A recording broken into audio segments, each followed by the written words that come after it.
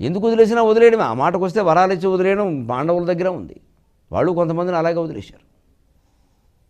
ఎందుకంటే వాళ్ళకు కొంత జాలి సానుభూతి ఉన్నాయి రకరకాలుగా. ఇదివరకు ఇప్పటికే వదిలేశారు యుద్ధం కాకుండా ఎన్నోసార్లు. లేకపోతే దుర్యోధనుడు ఘోషయాత్రనాడు రక్షించకుండా ఉంటే అయిపోయి ఎక్కర్లేదు. ఇవన్నీ మనకి యుద్ధాల్లో జరిగినవన్నీ కర్ణుడిచ్చిన అభయాలు. ఏదో ఈ వరాలు పెట్టుకుని పాండవులు ఏదో బలహీనులై కూడా జయించారని మాట్లాడద్దు వెర్రి విమర్శలు. పాండవుల బలం ఘోషయాత్రనాడు బయటపడింది. ఆడు దుర్యోధనుడిని గంధర్వుడు చేతిలో వదిలేస్తుంటే కాగల కార్యం గంధర్వులు తీర్చరి. పోనీ రక్షించిన వాడు తీసుకొచ్చి దెబ్బ చేస్తే పోలా, ఆలోచన లేదు కాబట్టే. మరి వీళ్ళందరికంటే దయామయుడు కర్ణుడు, వీళ్ళందరికంటే దానమయుడు ధర్మమయుడు ధర్మరాజు.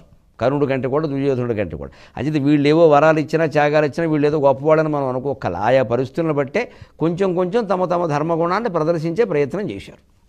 అంతేకాని వీరెవరూ ధర్మరాజు ముందు సరిపోరు.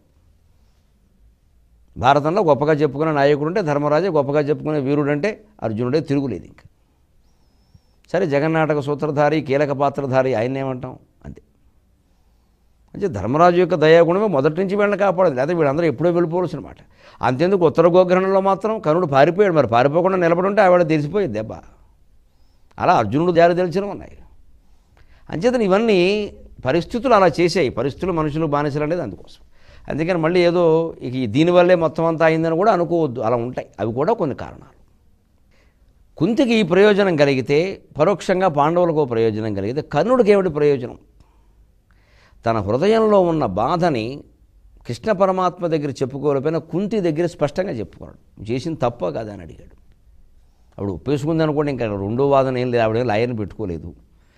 ఒప్పేసుకున్న తర్వాత ఇంకేముంది, నేరాంగీకార పత్రం అప్రూవర్గా మారిపోయింది ఆవిడ. ఇంకోడవే ఉంది అందులో. కానీ ఒక్కసారి హృదయాన్ని క్షాళన చేసుకుందుకు కర్ణుడికి ఒక అవకాశం దొరికింది.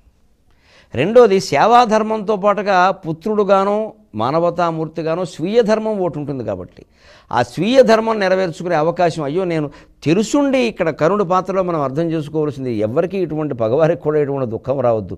నిజంగా కర్ణుడు అవుదలనే భారత సంహిత నిలిచి చాటుపోనాను. కర్ణుడు మూలం భారతానికి. ఎందుకంటే ఇంత క్షోభ మనస్సులో పెట్టుకుని యుద్ధం చేశాడు ఆయన. ఇవి ఏమీ తెలియకుండా పాండవులు కర్ణుడితో యుద్ధం చేయడం వేరు.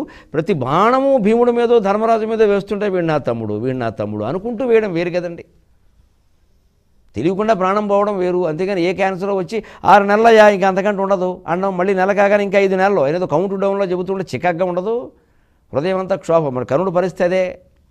అంత క్షోభ తట్టుకుని ఆయన యుద్ధం చేశారంటే అది గొప్ప విషయం. అది మానసికంగా ఆనాటి మానసిక స్థైర్యానికి కర్ణుడు